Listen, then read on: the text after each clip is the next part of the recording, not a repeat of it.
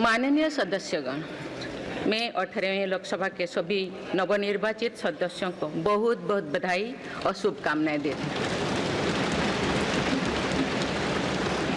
आप सभी यहाँ देश के मतदाताओं का विश्वास जीतकर आए हैं। देश सेवा और जन सेवा का ये सौभाग्य बहुत कम लोगों को मिलता है। मुझे पूरा विश्वास है आप राष्ट्र प्रथम की भावना के साथ अपना दायित्व निभाएंगे, 140 करोड़ देशवासियों की आकांक्षाओं की पूर्ति का माध्यम बनेंगे। मैं श्री ओम बिरला जी को लोकसभा के अध्यक्ष की गौरवपूर्ण भूमिका के निर्वहन के लिए शुभकामनाएं देती हूँ।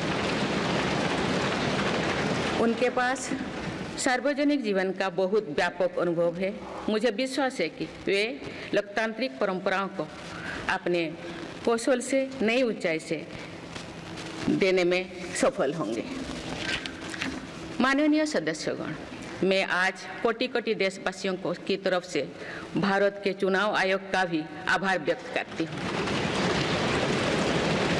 ये दुनिया का सबसे बड़ा चुनाव था। करीब 64 करोड़ मतदाताओं ने उत्साह और उमंग के साथ अपना कर्तव्य निभाया है। इस बार भी महिलाओं ने बढ़ चढ़कर मतदान में हिस्सा लिया है। इस चुनाव की बहुत सुखद तस्वीर जम्मू कश्मीर में भी सामने आए हैं। कश्मीर घाटी में वोटिंग के अनेक दशकों के रिकॉर्ड टूटे हैं। बीते 4 दशकों में कश्मीर में हमने बंद और हड़ताल के बीच कम मतदान का दौर ही देखा था। भारत के दुश्मन इसको वैश्विक मंचों पर जम्मू कश्मीर की राय के रूप में दुष्प्रचारित करते रहे। लेकिन इस बार कश्मीर घाटी ने देश और दुनिया में ऐसे हार ताकत को करारा जवाब दिया है। पहली बार इस लोकसभा चुनाव में घर पर जाकर भी मतदान कराया गया है। मैं लोकसभा चुनाव से जुड़ी हर कर्मी को सराहना करती हूं और अभिनंदन करती हूं। माननीय सदस्यगण, 2024 के लोकसभा चुनाव की चर्चा आज पूरी दुनिया में हो रही है। दुनिया देख रही है कि भारत के लोगों में लगातार तीसरी बार स्थिर और स्पष्ट बहुमत की सरकार बनाई है।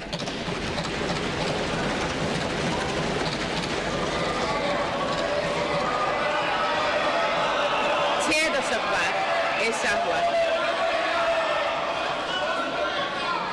दशक बाद ऐसा हुआ है। ऐसा समय में जो भारत के लोगों की आकांक्षाएं सर्वोच्च स्तर पर है, लोगों ने मेरी सरकार पर लगातार तीसरी बार भरोसा जताया है।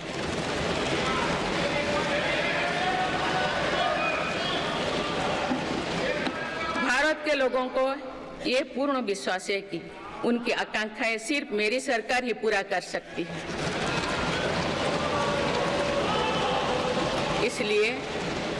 इसलिए 2024 का ये चुनाव नीति, नियत, निष्ठा और निर्णयों पर विश्वास का चुनाव रहा है। मजबूत और निर्णायक सरकार में विश्वास, सुशासन, स्थिरता और निरंतरता में विश्वास, ईमानदारी और कड़ी मेहनत में विश्वास, सुरक्षा और समृद्धि में विश्वास, सरकार की गारंटी और डिलीवरी पर विश्वास, विकसित भारत के संकल्प में विश्वास। मेरी सरकार ने 10 वर्षों से सेवा और सुशासन का जो मिशन चलाया है, ये उस पर मुहर है। ये जनादेश है कि भारत की विकसित बनाने का काम बिना रुके चलता रहे और भारत अपने लक्ष्यों की प्राप्ति करते रहे। हमारे वेदों में हमारे ऋषियों ने हमें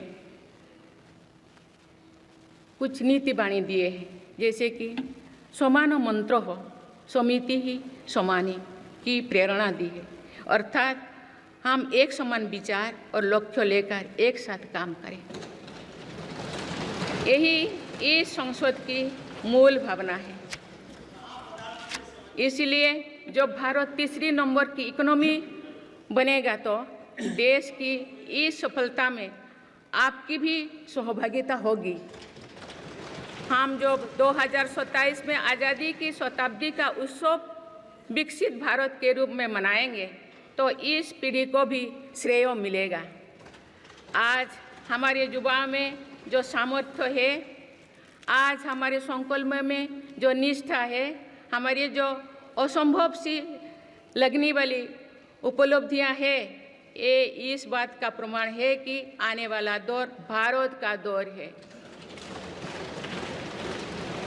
ये सदी भारत की सदी है और इसका प्रभाव आने वाली 1000 वर्षों तक रहेगा।